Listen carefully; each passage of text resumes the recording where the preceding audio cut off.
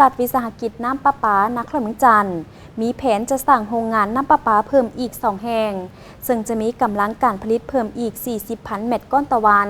โดยจะช่วยให้การสนองน้ำประปาเพียงพอกับความต้องการของผู้สนใจ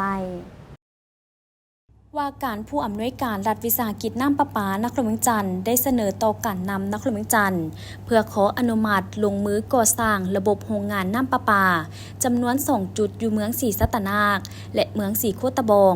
ซึ่งจะมีกำลังการผลิตเพิ่มอีก 40,000 เมตรก้อนต่อวันโดยจะช่วยให้การสนองน้ำประปาเพียงพอกับการสมใส่ปัจจุบันรัฐวิสาหกิจน้ำประปานครหลวงจันทร์มีพนักงานรวมทั้งหมด660คนมี4โรงงานใหญ่ในการผลิตน้ำประปาและมี9โรงงานขนาดน้อยอยู่2เมืองคือเมืองสังทองและเมืองปากเงิมและซื้อน้ำประปาจาก2โรงงานในรูปแบบ BOT ซึ่งมีกำลังการผลิตน้ำประปาทั้งหมด 354,000 เมตรก้อนต่อมือ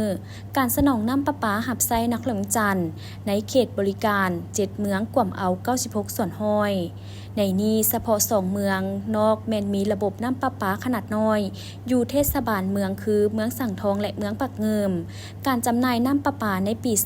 2024แม้นปฏิบัติได้เกินแผนที่กำหนดไว้ส่วนเปอร์เซ็นต์น้ำที่สูญเสียสูงก็ยังเป็นปัญหาที่น้ำประปาต้องได้ค้นคว้าและต้องเร่งสืบต่อแก้ไขในต่อหน้าโดยจะจัดตั้งเป็นแผนละเอียดแต่ละด้านของโครงการน้ำสูญเสียในปี2025-2026ด้านไหลหับปี2024ปฏิบัติตัวจริงได้296ตื้อกว่ากีเท่ากับ 99.6 ส่วนห้อยของแผนการสำหรับการดำเนินธุรกิจ3เดือนต้นปี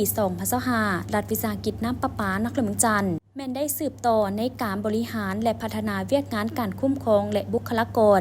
บริหารจัดการปัญหาหน้าเวียกต้นตอกเพื่อบรรลุตามแผนพัฒนาของมติตกลงกองประชุมสภาบริหารในนี้ได้มีการปรับขึ้นราคาผู้สมไส้น้ำประปาประจำปี2025จากผู้สมไส้น้ำประปาภายในครัวเรือนภาคส่วนองค์การราชสถานทูตและองค์การจัดตั้งสากลภาคส่วนธุรกิจการค้าโรงแรมร้านอาหารโรงงานน้ำดื่มน้ำก้อนพร้อมทั้งสืบต่อผลิตน้ำตามกำลังการผลิตของแต่ละโรงงานเพื่อสนองให้ผู้สมไส้และขยายพื้นที่บริการสนองน้ำประปาหับไส้ชาวนครหลวงจันทร์ในเขตบริการ7ตัวเมืองให้ได้ไส้น้ำที่สะอาดส่วนอีก2เมืองให้ได้สมไส้เพิ่มขึ้นสืบต่อลงสำรวจเก็บกำข้อมูลประเภทลูกค้าและเปลี่ยนประเภทลูกค้าไส้น้ำให้ถึกตามความเป็นจริงสืบต่อขยายระบบท่อแก้ไขระบบน้ำและติดตั้งน้ำเข้าเฮือนให้ได้ตามแผนที่วางไว้ในปีนี้สำหรับข้อยุ่งยากในปีผ่านมาแม้นการบริการจัดการระบบน้ำประปาและสนองน้ำให้สังคมในบางเขตยังบ่ทันเป็นปกติเท่าที่ควรราคาไฟฟ้าที่ปรับตัวสูงขึ้นส่งผลกระทบโดยตรงต่อกับต้นทุนการผลิตน้ำประปาราคาท่อน้ำและอุปกรณ์ท่อน้ำยังสืบต่อสูงขึ้นเฮ็ดให้เป็นผลกระทบต่อทุนการติดตั้งน้ำประปาเข้าเรือนประชาชนและต้นทุนบริการอื่นๆ